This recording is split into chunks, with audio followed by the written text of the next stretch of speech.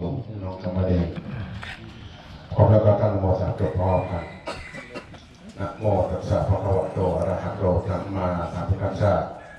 นะโมตัสสะภะคะวะโตอะระหะโตสัมมาสัมพุทธัสสะนะโมตัสสะภะคะวะโตอะระหะโตสัมมาสัมพุทธัสสะสุทินังปัตตเมธานังปัจจยทานังนาสวะอายาวหังโหตุทุติยมปีสุทินังปัตตเมธานังปัจจยทานังนาสวะอายาวหังโหตุตติยมปีสุทินังปัตตเมธานัง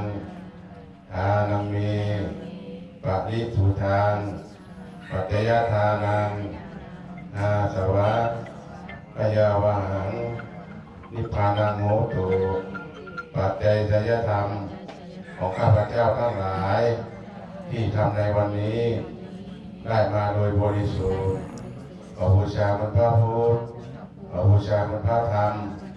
ขอนอบถวายแด่พระสงฆ์ขอพระสงฆ์จงรับ